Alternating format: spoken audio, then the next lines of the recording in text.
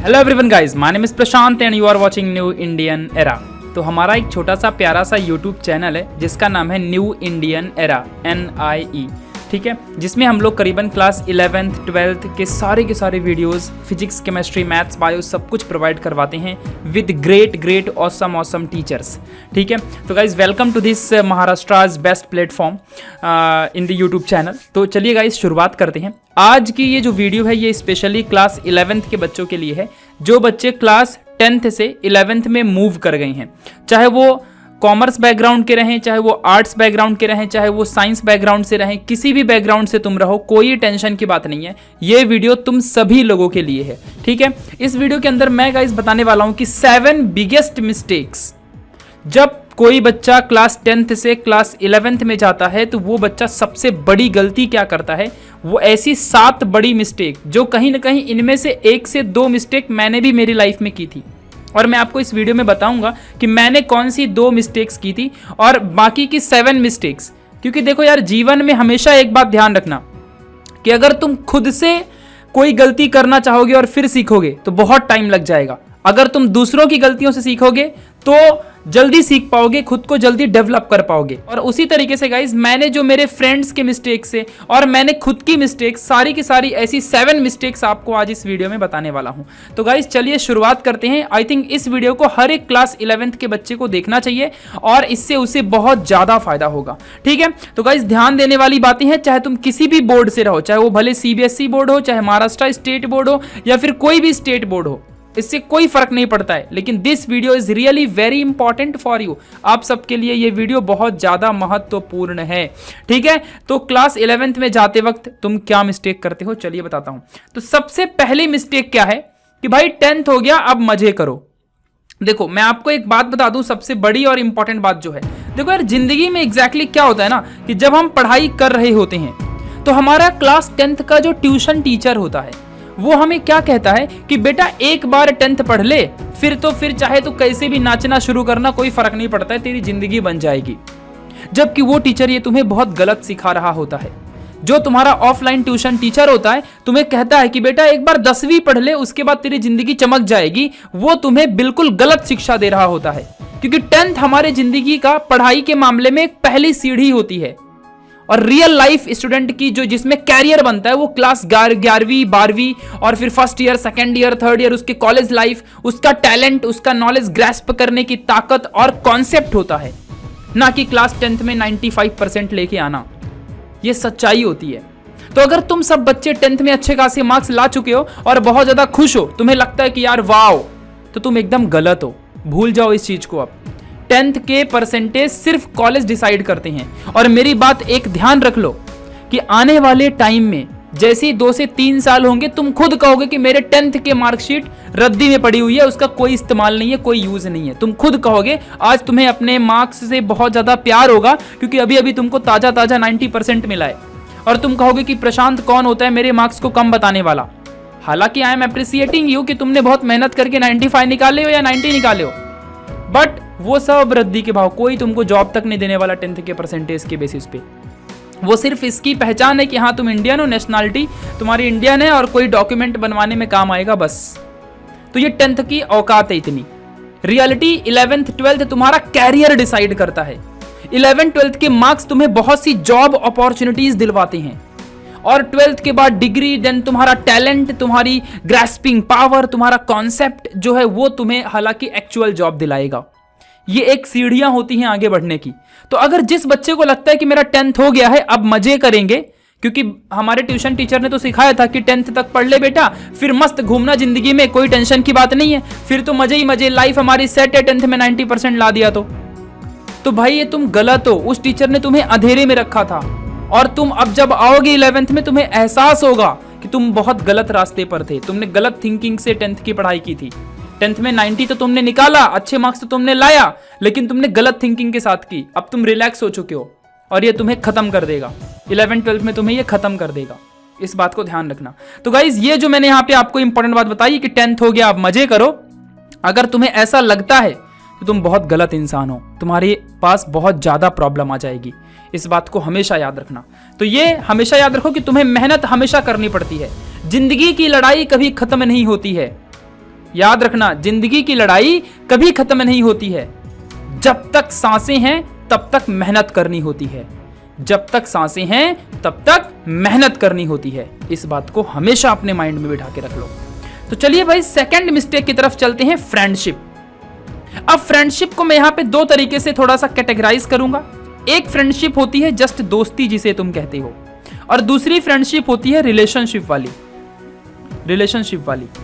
तो सबसे पहले मैं एक बात बता दूं कि अगर तुम बॉलीवुड मूवी देखते हो, अगर तुम हॉलीवुड भी मूवी देखते हो, हॉलीवुड कौन सा दूध का धुला है, ठीक है, और अगर तुम कोई और भी मूवी देखते हो या कोई वेब सीरीज देखते हो या आजकल के ट्रेंड के हिसाब से जाते हो, तुम सबकी कोई ना कोई रिलेशनशिप में तुम आधे बच्चे हो चुके हो। 99% बच्चा कोई भी ऐसा नहीं जो इस वक्त रिलेशनशिप में नहीं होगा, मेरे को छोड़ के और कुछ लोगों को छोड़ के। ठीक है, मैं सच बता रहा हूं, मतलब seriously I am telling to you, this is reality. Okay, तो रिलेशनशिप में जाना गलत बात नहीं है, लेकिन उसमें रह के अपने कैरियर की बातों को भूल जाना यह गलत बात है। खुद को ही भूल जाना कि तुम इस दुनिया में क्यों आए हो, तुम्हारा टारगेट क्या है, दुनिया तुमसे क्या डिमांड करती है, तुम्हें देश बदलना है, तुम्हें खुद को बदलना है, तुम्हें दुनिया बदलनी है, you are the unique person, ये तुम भूल जाते हो क्योंकि तुम्हारा माइंड डाइवर्ट हो जाता है और तब तुम खत्म हो जाते हो, तुम गंदगी के रास्ते पर जाने लगते हो।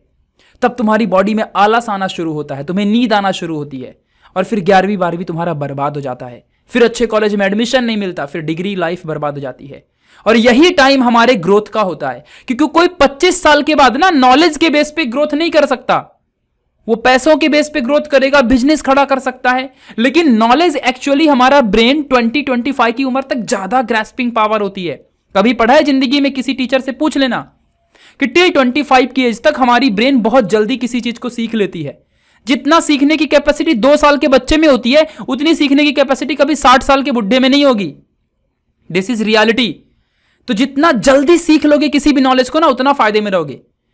तो 25 साल की उम्र तक नॉलेज सीखो, नॉलेज गेन करो, ग्रैस्प करो, एनालिसिस करो, थिंकिंग करो, और 25 के बाद उसका अप्लायंस मतलब एप्लीकेशंस, उसको अप्लाई करो हर जगह। ये तुम्हारे लिए बहुत ज्यादा इंपॉर्टेंट होगा। This is the reality. तो रिलेशनशिप में आओ, कोई फर्क नहीं पड़ता मेरे को या किसी भी टीचर को या किसी को फर्क नहीं पड़ता, लेकिन उसको निभाते निभाते खुद को अच्छा बनाते रहो, खुद की औकात मत भूलना, ये रियलिटी होती है। तो रिलेशनशिप में आना गलत बात नहीं है, रिलेशनशिप को निभाते निभाते अपने कैरियर को ध्यान रखना अच्छी बात होती है, और अगर ध्यान नहीं दिया तो यह गलत बात है।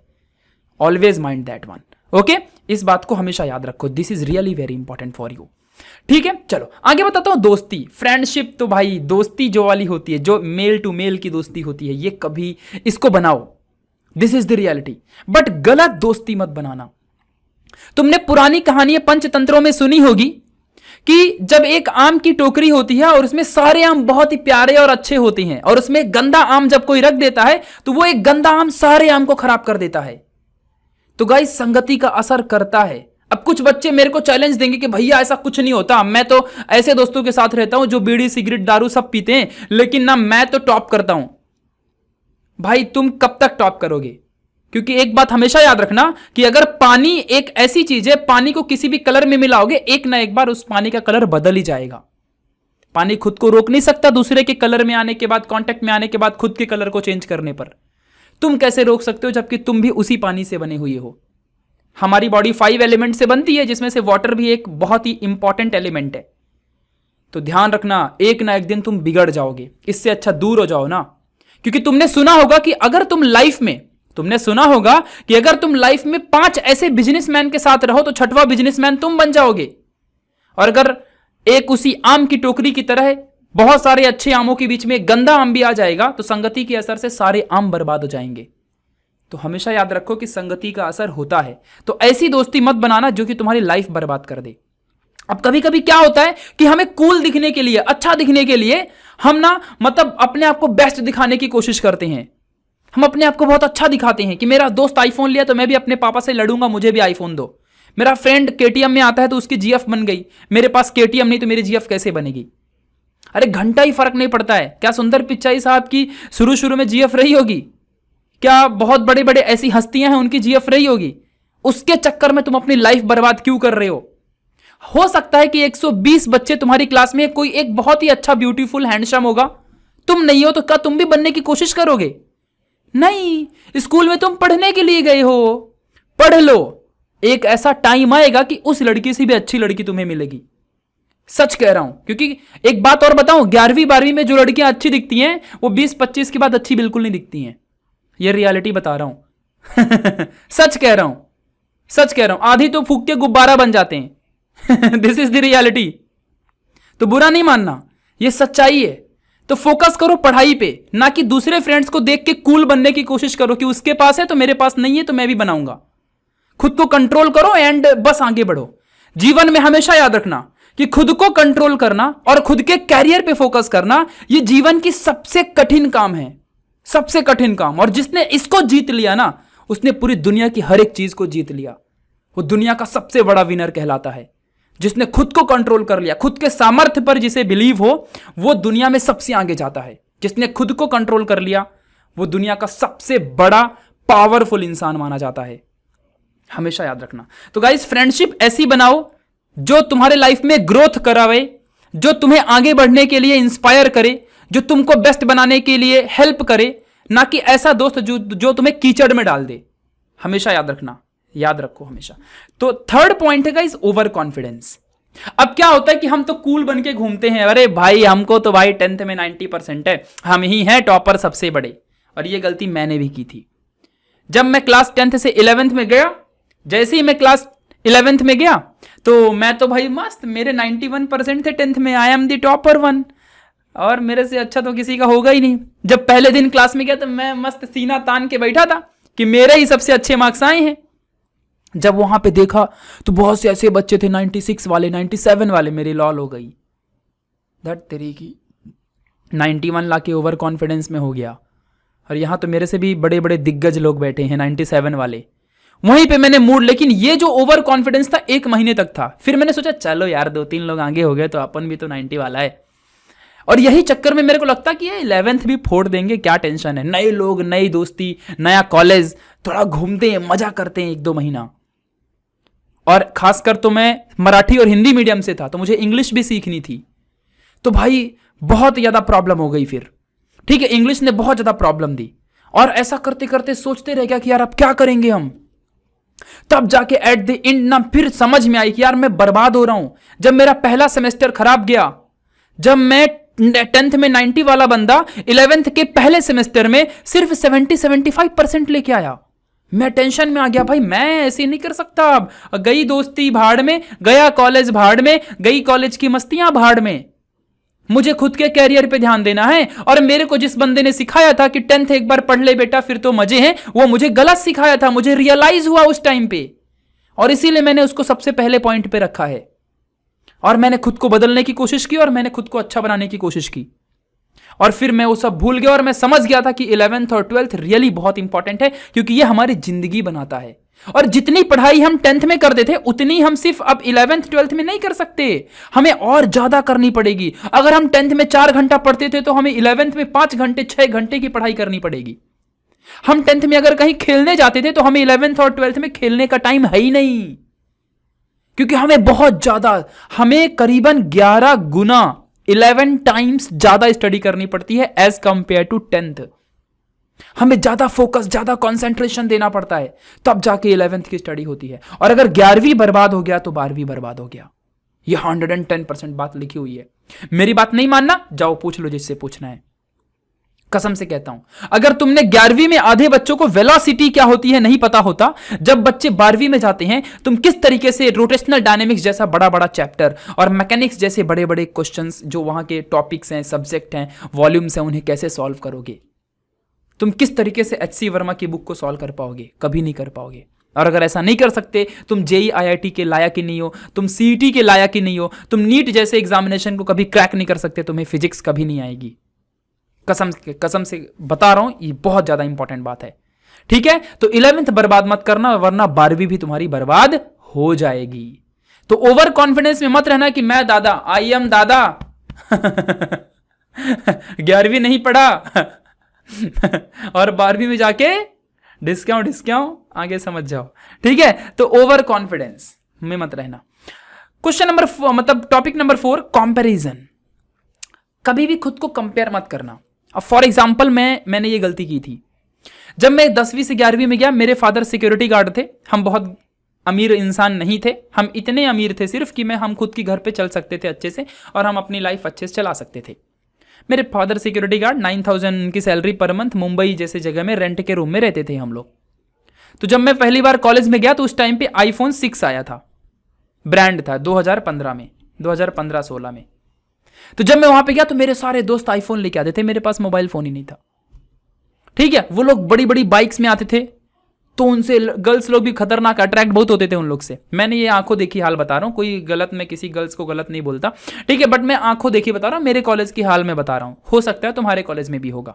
तो वहां पे जब जाओगे तो फिर गर्ल्स लोग भी उसी बॉयज के साथ ज्यादा बात करेंगे, और वैसी ही गर्ल्स वैसे बॉयज से बात करती हैं। सच्ची बात है, जो लड़कियां पढ़ती थी ना वो एकदम भाई ले शार्प माइंडेड, एकदम इंटेलिजेंट, जिनको खुद को आगे बढ़ाना होता है, जिन गर्ल्स को ये पता होता है कि मेरे को एक दिन दूसरे के घर में जाना है, और मुझे दूसरे के घर के साथ साथ मुझे मेरे देश को भी संभालना है। मैं एक नारी हूं और एक दिन मुझे बहुत अच्छा बनना है, मुझे सारे के सारे समाज से अच्छा बनना है। जो लड़की ये समझ जाती है वो 11वीं 12वीं में सिर्फ पढ़ाई में ध्यान देती है, ना कि दूसरी गर्ल्स के जैसे फालतूगिरी में। और वही लड़की इतिहास रचती है, वही लड़की देश में बहुत आगे जाती है, और अगर देश में ना जा पाई तो अपने घर को बहुत अच्छा संभालती है। क्योंकि एक लड़की सिर्फ एक घर को नहीं, 2 घर का विकास करती है। इस बात को हमेशा याद रखना। तो इसीलिए ऐसी भी लड़कियां होती हैं जो बहुत पढ़ाई करती हैं। तो कंपैरिजन कभी मत करना। गर्ल्स बहुत ज्यादा कंपेयर करती हैं, ये मेकअप लगा के आई, कल मैं भी लगा के आऊंगी, मेरे को भी सुंदर दिखना है। कल ने इसने लिपस्टिक लगाया, मैं भी लगाऊंगी। ये नहीं देखेंगी कि टीना डबी IAS ऑफिसर बन गई तो मैं भी बन के दिखाऊंगी, हिमा दास ने इतने सारे गोल्ड मेडल जीते तो मैं भी जीत के दिखाऊंगी। ये सब नहीं आएगा इनके दिमाग में। वो बड़ी सुंदर दिख रही थी, वो मस्करा लगाई थी, उसकी आंखें बड़ी दिख रही थी, उसने कपड़े बहुत भारी पहने थे, उसने इनर वियर बहुत अच्छा पहना था, मैं आउटर वियर अच्छा पहनूंगी, पता नहीं क्या क्या इनके तो बहुत सारे कपड़े भी होते, मेरे को नाम भी नहीं याद है। तो ये सब कुछ होते, तो ये मैं भी करके आऊंगी। कंपैरिजन, बॉयज कंपैरिजन करते हैं। अरे कुछ बॉयज को तो फर्क ही नहीं पड़ता है भाई, ऐसे ही नहाया धोया, पैंट पहना, कपड़ा पहना, पहुंच गए कॉलेज। और कुछ अपने पापा मम्मी को बोलते हैं मुझे भी फोन दो, मुझे भी बाइक चाहिए, मुझे भी ये चाहिए, वो चाहिए। लेकिन एट द एंड जब तुम समझ जाओगे कि हमारी ये इतनी कैपेसिटी नहीं है, हमें बहुत अच्छा बनना है, तब तुम बहुत आगे जाओगे। तो कंपैरिजन कभी खुद को कभी मत करना। जितना तुम्हारे पेरेंट्स तुम्हें दे रहे हैं उतना तुम्हारे लिए बहुत इंपॉर्टेंट है। तुम्हें खुद को अच्छा बनाना है। याद रखना, हमेशा बिल गेट्स ने कहा था कि अगर तुम गरीब पैदा हुए हो ये तुम्हारी गलती नहीं है, लेकिन अगर तुम गरीब ही मर जाओ तो साला तुम्हारी लाइफ में घिन है, तुम पैदा ही क्यों हुए। इस बात को हमेशा याद रखना। चलो पॉइंट नंबर 5 की तरफ चलते हैं, रॉन्ग कॉन्सेप्ट। जब हम फिजिक्स, केमिस्ट्री, मैथ्स, बायोलॉजी कोई भी सब्जेक्ट पढ़ रहे होते हैं, तो अब जैसा कि तुम सब जानते हो कि तुम अच्छे बच्चे होते हो, पढ़ रहे होते हो, टॉपर होते हो, तो तुम अक्सर एक गलती करते हो, रॉन्ग कॉन्सेप्ट करते हो। यानी कि सपोज अगर तुम केमिस्ट्री पढ़ रहे हो तो तुमने रीडिंग की, सपोज स्ट्रक्चर ऑफ एटम या some basic concept of chemistry, या कोई भी मोल कॉन्सेप्ट या ऑर्गेनिक केमिस्ट्री का कोई भी टॉपिक, हेलोजन डेरिवेटिव समथिंग, या कोई भी हाइड्रोकार्बन एंड ऑल, कोई भी टॉपिक तुमने पढ़ लिया। तो जब तुम कोई भी टॉपिक्स की स्टडी करना शुरू करते हो तो तुम जब उसकी रीडिंग करते हो तो तुम उसको अपने हिसाब से समझते हो, और कभी कभी ऐसा होता है कि तुम रॉन्ग समझ लेते हो और तुम्हें लगता है कि तुमने सही समझ लिया है। साइकोलॉजिकली बोल रहा हूं, मेरे साथ ऐसा हुआ था इसलिए बता रहा हूं, ध्यान रखना अच्छे से। तो रॉन्ग कॉन्सेप्ट में कभी मत पढ़ना। मतलब कि कोई भी चीज जब तुम पढ़ने बैठना तो उसकी प्रॉपर नोट्स बनाना, नोट्स के साथ साथ उस नोट्स का रिवीजन अच्छे से करना, और रिवीजन करने के साथ साथ जितनी बार हो सके न्यूमेरिकल में ध्यान देना। क्योंकि 11वीं 12वीं के बच्चे के पास कोई टाइम ही नहीं होता मस्ती करने का, तो उसको MCQ भी सॉल्व करनी है। इस बात को समझ के रखना, क्योंकि MCQ की प्रैक्टिस 11वीं की क्लास से अभी से करना शुरू करना, तभी जाके तुम्हारा JEE या नीट जैसा एग्जामिनेशन तुम्हारा क्रैक हो पाएगा, या फिर CET का एग्जामिनेशन तुम्हारा क्रैक हो पाएगा। अब बोलोगे भैया ये क्या होता है, आधे लोग को तुम्हें यही नहीं पता कि JEE, नीट, CET क्या होती है। गाइस बता दूं कि 12वीं के बाद अगर तुम्हें इंजीनियर या डॉक्टर बनना है तो ये एंट्रेंस एग्जाम देनी पड़ती है 12वीं के बाद। जैसे कि 12वीं इस साल हुई तो इसी साल तुम्हें 1 महीने के बाद ये एग्जामिनेशन देनी पड़ती है, जिसमें MCQ के फॉर्म में क्वेश्चन आते हैं, 1 क्वेश्चन 4 ऑप्शन। और इस पेपर को अगर तुमने क्रैक कर लिया तभी जाके तुम दुनिया में टॉप कर पाओगे और डॉक्टर इंजीनियर बन पाओगे, वरना नहीं बन पाओगे। तो JEE इंडिया का सेकंड हार्डेस्ट पेपर है, पहला यूपीएससी है, ठीक है, ध्यान रखना अच्छे से। और नीट डॉक्टर बनने के लिए दिया जाता है। सीईटी महाराष्ट्र स्टेट गवर्नमेंट का एग्जाम है, ये भी डॉक्टर और इंजीनियर बनने के लिए दिया जाता है। फिलहाल आप डॉक्टर नहीं बन सकते सीईटी से, ठीक है। तो ये बात ध्यान देना, रॉन्ग कॉन्सेप्ट कभी मत पढ़ना, खुद की वैल्यू को समझो और 11वीं से ही एमसीक्यू प्रैक्टिस करना शुरू कर दो। डेली ट्राई करो कि शुरुआत में 10, फिर 20, फिर 30 एमसीक्यू, फिर 50 एमसीक्यू, फिर ऐसे 100 एमसीक्यू। 11वीं से 12वीं में जाते जाते अपनी कैपेसिटी ऐसी बना लो कि तुम कम से कम 100 एमसीक्यू सॉल्व कर सको। ये तुम्हारे लिए मैटर करता है। तो कभी रॉन्ग कॉन्सेप्ट मत पढ़ना, टीचर से हमेशा अपने डाउट पूछना और कभी घबराना मत।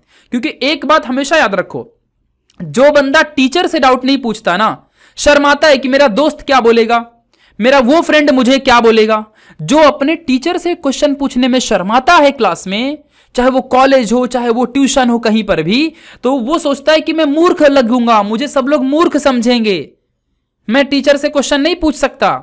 तो एक बात हमेशा याद रख लेना कि तुम लोग अगर टीचर से क्वेश्चन नहीं पूछते हो तो तुम जिंदगी भर के लिए मूर्ख बन जाते हो, और अगर क्वेश्चन पूछ लोगे तो तुम्हारे दोस्त सिर्फ तुम्हें 5 मिनट के लिए मूर्ख कहेंगे। तो तुम डिसाइड करो कि तुम्हें 5 मिनट के लिए मूर्ख बनना है कि जिंदगी भर के लिए मूर्ख बनना है। और वैसे भी जो तुम्हें मूर्ख कहते हैं उनकी कौन सी औकात है कि एक बंदा दूसरे बंदे के क्वेश्चन पूछने पे जो हंसता है, तो उसकी कैपेसिटी तो तुम जानते ही हो कि वो किस लायक इंसान है, ठेला लगाएगा कहीं जाके, ठीक है, ध्यान रखना। चलो बात करते हैं अब हम लोग यहां पे 6वें नंबर की, नो फ्यूचर प्लान।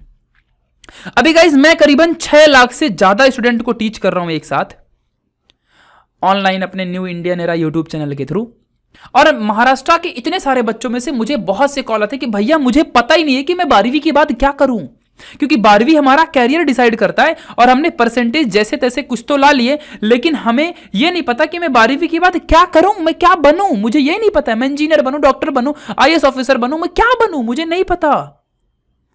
और जो बच्चे को ऐसी हालत होती है ना कि उसे पता ही नहीं कि उसे क्या बनना है, मतलब समझ जाओ कि या तो उसके घर में प्रॉब्लम थी, उसके मम्मी पापा नहीं पढ़े लिखे, या तो उस बच्चे को सही गाइडेंस नहीं मिला, उसकी परवरिश सही नहीं हुई है, और या तो वो बच्चा कभी सीरियस था ही नहीं।